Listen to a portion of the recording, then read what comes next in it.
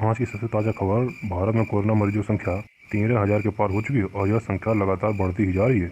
यह हो क्या रहा है इस देश में? ऐसे ही रहा तो सब कुछ खत्म हो जाएगा। ओह, आप आ गए। इसीलिए हम आपको घर के अंदर रहने की सलाह देते हैं। घर पे रहिए, सुरक्षित रहिए। क्या आपने मुझे नहीं पहचाना? मैं टैग, आपका बॉटनी टीचर। आज हम एक नए टॉपिक के बारे में बात करेंगे जिसका नाम है राइनिया। पर इससे पहले लेट्स रोल द इंट्रो।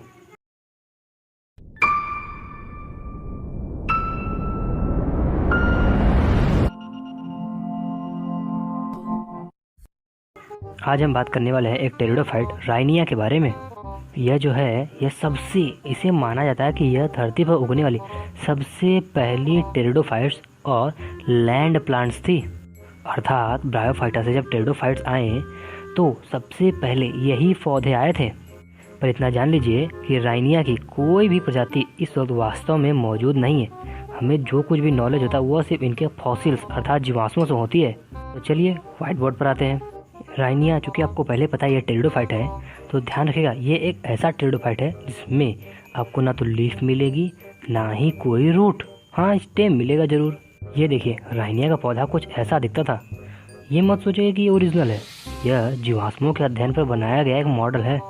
यह जो आप देख पा रहे हैं जड़ की तरह, इसे कहते हैं राइजोम।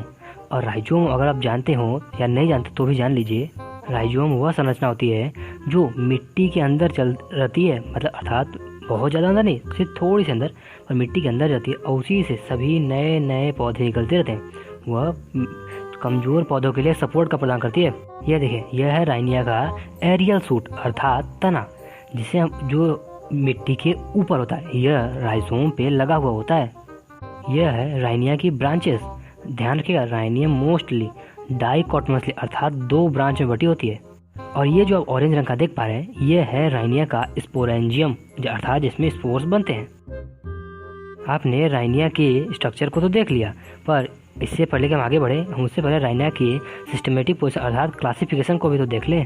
हाँ, पर एक बात जरूर नोट कर रखिएगा कि हमने को पहले बताया राइनिया कोई जीवित पौधा नहीं। यह जितना भी नॉलेज हुआ है सब फॉसिल्स से हुआ है।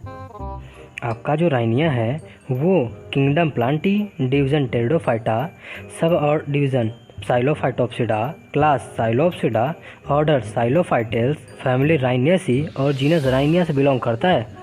राइनिया जो जीनस है उसे स्कॉटलैंड में मैक्की द्वारा 1913 में अर्थात 1913 में खोजा गया था।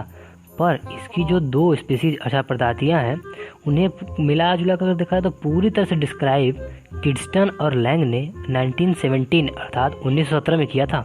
और वे दोनों प्रजातियाँ हैं राइनिया मेजर और राइनिया गुइनिवॉगहनी। राइनिया जो है मोस्टली स्वैम्पी मार्सेस अर्थात दलदली इलाकों में पाया जाता है, जहाँ पर, और वो इलाके कैसे हों, वो इलाके मोस्टली ज्वालामुखी के आसपास होते हैं, क्योंकि राइनिया वहाँ पर ज़्यादा पाया जाता है जहाँ पर सल्फर वेपर के रूप में एटमॉस्फेयर में मौजूद हो या फिर वहाँ की सॉइल बहुत ज़्यादा एसिडिक हो। ध्यान रखिएगा, ये सब फॉसिल्स बता रहे हैं, कोई लिविंग प्रमाण से नहीं। राइनिया का नाम उसके पाए जाने वाली जगह राइनी के नाम पर रखा गया था। अगर हम इसके एक्सटर्नल स्ट्रक्चर को देखें तो इसकी जो मेन बॉडी होती है वह स्पोरोफाइट डाइकोटोमसली ब्रांच्ड और हॉरिजॉन्टल राइजोम के सहायता से लगी हुई होती है। यह है राइनिया का एक मॉडल। अगर इस मॉडल को हम देखें तो इसके सभी स्टेम राइजोम से लगे हुए हैं और राइजोम में बहुत से छोटे जड़ लगे होते हैं, जिसे वास्तव तो वो रियल रूट्स नहीं होते, उन्हें राइजोइड्स कहा जाता है। ये देखिए, यही है वे राइजोइड्स। दिखें? नहीं दिखे क्या? रुकिए, हम दूसरे फिगर में उसे देखते हैं। ये देखिए, यही है राइजोइड्स जो राइनिया को मिट्टी में से ज़रूरी चीज़ें निकाल कर अर्थात एब्जॉर्ब करके पहुंचाते रहते हैं। राइनिया मेजर जो होता है वो राइनिया गुइनिवॉगहनी के मुकाबले कुछ लंबा होता है। जैसे कि राइनिया मेजर जो है उसकी लंबाई टोटल 50 cm के आसपास, और जो राइनिया गुइनिवॉगहनी है उसकी लंबाई 18 सेमी के आसपास होती है। अर्थात राइनिया मेजर की लंबाई लगभग आपके स्कूल बैग की जितनी और राइनिया गुइनिवॉगहनी की लंबाई लगभग आपके एक छोटे से नोटबुक जितनी होती है। चलिए अब हम राइनिया के स्टेम का टीएस देखते हैं और उसका भी कुछ थोड़ा बहुत डिटेल स्ट्रक्चर देख लेते हैं। ये है राइनिया के स्टेम का टीएस। ये सबसे बाहर की जो लेयर है वो सिंगल लेयर एपिडर्मिस होती है और ये जो है वो जगह जगह से खुली हुई होती है, जहाँ से अर्थात वहाँ पर स्टोमेटा पाए जाते हैं। और स्टोमेटा 2 गार्ड सेल और कई सारी सब्सिडरी सेल्स के साथ घिरी होती है। इस एपिडर्मिस के ऊपर क्यूटिकल का एक लेयर भी मोटा सा लेयर पाया जाता है। ये है राइनिया का कॉर्टिकल रीजन। राइनिया का जो कॉर्टेक्स होता है वो 2 जोन में बटा होता है, इनर कॉर्टेक्स और आउटर कॉर्टेक्स। ये जो मेरे हाथ के सामने आप देख पा रहे हैं ये है आउटर कॉर्टेक्स। आउटर कॉर्टेक्स जो होता है वो काफ़ी कंपोजिट अर्थात काफ़ी कसा हुआ होता है, बधा हुआ होता है। उसमें कॉर्टेक्स के बीच में कहीं भी इंटर सेलुलर स्पेस अर्थात कोई भी खाली जगह नहीं होती। इसे हम हाइपोडर्मिस भी कहते हैं और यह 1 से लेकर 4 सेल्स के लेयर की बनी हुई हो सकती है और यह पैरेन्काइमेटस सेल्स की होती है। यह है राइनिया के इनर कॉर्टेक्स रीजन। ये जो होता है ये काफ़ी अर्थात यूँ कहे इसमें कई बहुत सारी इंटर सेलुलर स्पेसेस पाई जाती है अर्थात जगह गैप्स पाई जाती हैं और यह भी पैरेन्काइमेटस सेल्स का बना होता है।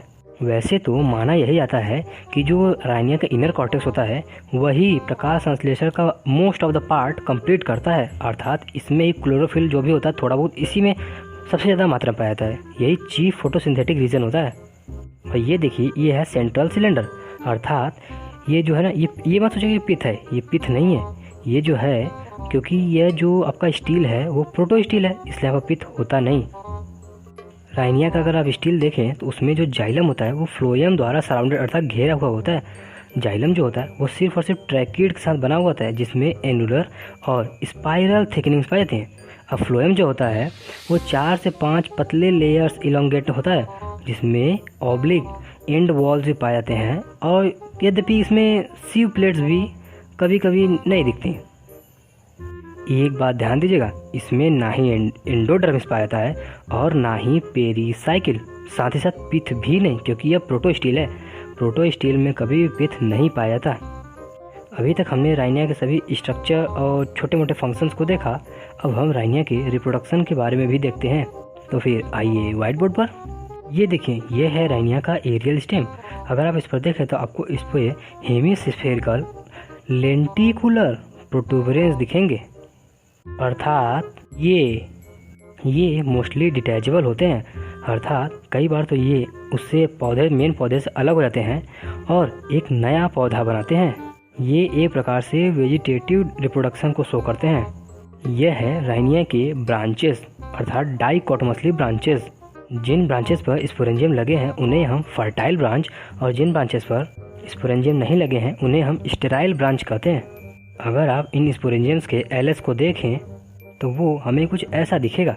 इसमें ये जो स्पोरेंजियम है ये होमोस्पोरस होता है अर्थात इसमें जितने भी स्पोर्स बनते हैं वे सभी एक जैसे होते हैं। इसके सबसे बाहर के जो लेयर है उसे हम कहते हैं जैकेट और इसके जो अंदर का लेयर होता है वो कंफर्म तो नहीं है पर उसे हम टैपेटम कहते हैं। कई बार प्रूफ मिला कि यह टैपेटम नहीं है लेकिन कई बार यह प्रूफ मिलता है कि यह टैपेटम ही है।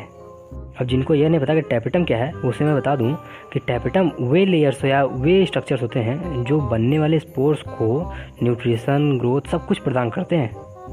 इसमें पहले एपिडर्मिस पाया जाता है फिर इसके बाद 3 सेल मोटा अर्थात इसमें 3 सेल लाइन्स होते हैं, 3 सेल मोटा मिडिल लेयर और उसके बाद एक पतले एक सिंगल लाइन अर्थात यूनिसीरिएट टैपेटम पाया जाता है।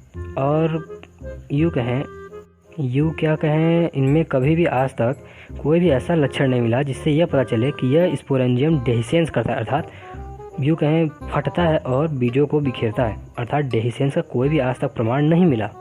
यही माना जाता है कि जो इसकी जैकेट होती है वही डिसॉल्व हो जाती है, गल जाती है, उसके बाद सभी बीज बाहर आ जाते हैं।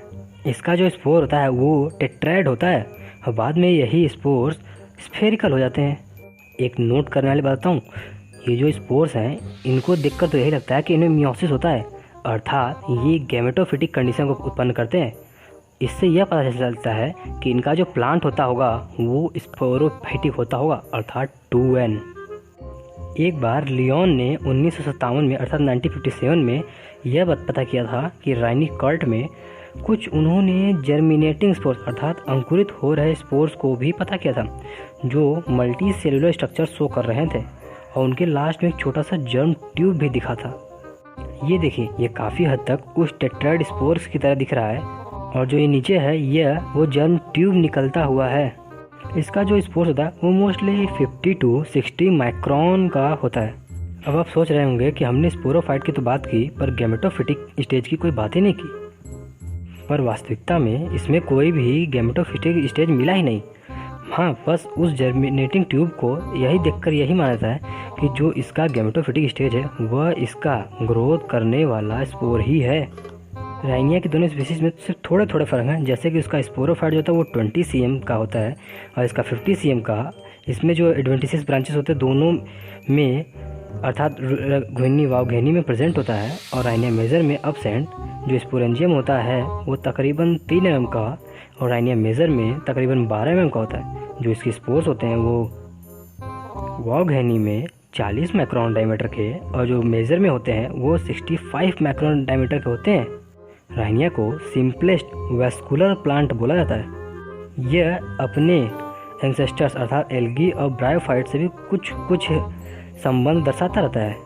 जैसे कि अगर इसमें वैस्कुलर बंडल को छोड़ दें तो बाकी पूरी प्लांट बॉडी एल्गी की तरह थैलोफिटिक, और इसमें राइजोम और राइजोइड्स पाए जाते हैं जो एल्गी में पाए जाते हैं। इसके साथ ही जो इसका स्पोरेंजियम होता है वह ब्रायोफाइट का लक्षण दर्शाता है, और इसके साथ ही साथ जो इसका स्टेम होता है वो सिंपल और लीफलेस होता है, जो एक और ब्रायोफाइट का ही लक्षण है।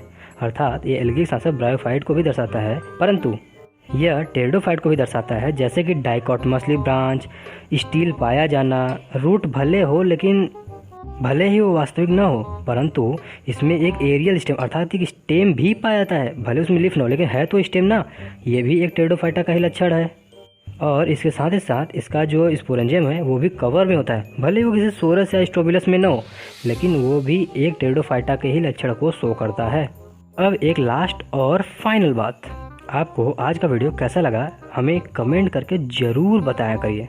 और एक बात, अगर हमारे चैनल को आप ज़रा से भी सपोर्ट कर सकते हैं तो प्लीज़ सब्सक्राइब की रेड बटन को दबा दीजिएगा, ताकि हमें मोटिवेशन मिले और हम ऐसे और भी ऑसम वीडियोस आपको दे सकें। अगर आपका कोई सुझाव हो या शिकायत हो या इस वीडियो में जो भी आपको टॉपिक्स अच्छे लगे हों उन्हें नीचे कमेंट सेक्शन में ज़रूर लिखा कीजिए। और हाँ, अगर आपको ये वीडियो कितना अच्छा लगा हो इसे बताने के लिए आप लाइक या डिसलाइक किसी एक बटन को चुनाव जरूर कर लीजिएगा। ध्यान रखिएगा, ये सब नेसेसरी है, मैंडेटरी नहीं। अब हम मिलेंगे एक नए टॉपिक एक नए वीडियो के साथ, तब तक के लिए बाय बाय।